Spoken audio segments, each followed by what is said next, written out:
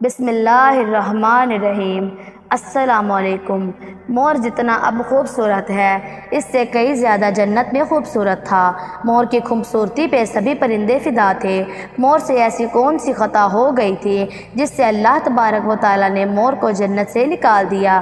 اللہ تبارک و تعالیٰ نے جب حضرت آدم علیہ السلام اور اماں حوا کو بنایا اس کے بعد ان دونوں کو جنت میں بھیج دیا۔ وہ دونوں جنت میں بہت ہی پرسکون رہتے تھے، بہت ہی لذیذہ میوے اور پھل کھاتے تھے۔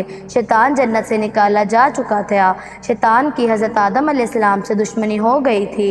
شیطان یہ چاہتا تھا کہ وہ کسی بھی طرح حضرت آدم علیہ السلام اور اماں حوا کو جنت سے نکال دے۔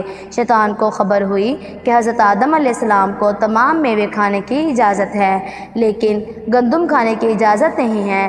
شیطان انتقام کی آگ دل میں لیے جنت کے دروازے کے پاس بیٹھ گیا اور 300 سال تک وہاں پر بیٹھا رہا کہ کوئی جنت کے دروازے سے باہر آئے اور شیطان اس سے بات کر سکے۔ ایک دن اچانک سے مور جنت سے باہر آ گیا۔ شیطان اس کو دیکھتے ہی بہت خوش ہوا، اس کو کہنے لگا، اے خوشنما پرندے تم کون ہو؟ مور بولا، میں مور ہوں، اب تم اپنا تعارف کرواؤ۔ شیطان نے جواب دیا کہ میں عالم کروبیہ کا ایک فرشتہ ہوں، میں اللہ پاک کی عبادت سے ایک پل بھی غافل نہیں ہوں۔ میں چاہتا ہوں کہ میں جنت میں جاؤں، وہاں کی نعمتوں کا اپنی آنکھوں سے مشاہدہ کروں۔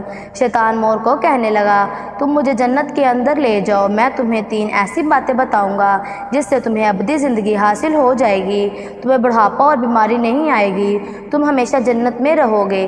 لالچ میں آ کر مور نے کہا کہ مجھ میں تو اتنی طاقت نہیں ہے کہ میں تمہیں جنت کے اندر لے جاؤں، لیکن ایک سانپ میرا دوست ہے، وہ شاید تمہاری مدد کر سکے۔ یہ کہہ کر مور سانپ کے پاس آیا، اس کو ساری بات بتائی تو سانپ بھی بہت خوش ہو گیا۔ شیطان کو اپنے منہ میں چھپا کر جنت میں داخل ہو گیا اور شیطان اپنی چال میں کامیاب ہو گیا۔ جنت کے تمام نگہبانوں کو یہ معلوم تھا کہ شیطان یہ چال چل رہا ہے اور جنت میں داخل ہو چکا ہے۔ فرشتے شیطان کو جنت سے نکالنے لگے، تبھی اللہ پاک کا حکم ہوا کہ اس کو ابھی تک جنت میں ہی رہنے دیا جائے۔ اس سے شیطان اللہ تبارک و تعالیٰ کے حکم سے رک گیا۔ شاید یہ حضرت آدم علیہ السلام کا امتحان تھا کہ شیطان حضرت آدم علیہ السلام اور اماں حوا کے پاس جا کر اپنی محبت کا اظہار کرنے لگا۔ وہ دونوں ہی شیطان کو پہچان نہ سکے کیونکہ ماضی کے مقابلے میں شیطان کی شکل تبدیل ہو چکی تھی۔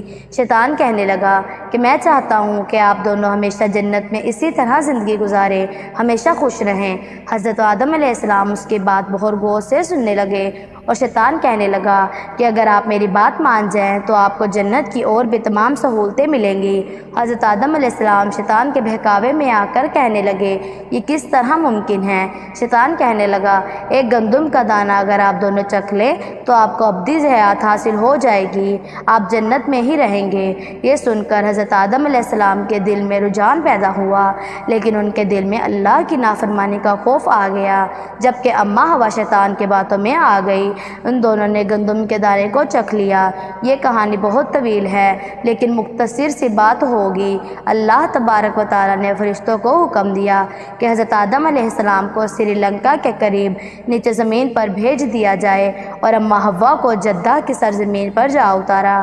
شیطان کو جنت سے حضرت آدم علیہ السلام کو سجدہ نہ کرنے کی وجہ سے نکالا گیا تھا۔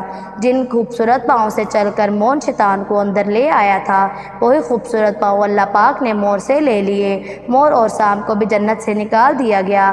حضرت آدم علیہ السلام اور اماں حوا کافی عرصہ اللہ پاک سے معافیاں مانگتے رہے، روتے رہے اور ایک دوسرے سے جدا ہو کر ایک دوسرے کو ڈھونڈتے رہے، اللہ تبارک و تعالیٰ کے آگے دعا کرتے رہے۔ بہت ہی مدتیں گزر چکی تھی۔ اس کے بعد اللہ پاک نے ان کی توبہ قبول کر لی تھی اور ان کو آپس میں ملا دیا۔ اس طرح کی مزید ویڈیوز دیکھنا چاہتے ہیں تو ہمارے چینل کو سبسکرائب کر لیں اور اس ویڈیو کو اپنے دوستوں اور فیملی کے ساتھ بھی شیئر کریں۔ اللہ تبارک و تعالیٰ آپ کے علم میں اضافہ کرے، آمین۔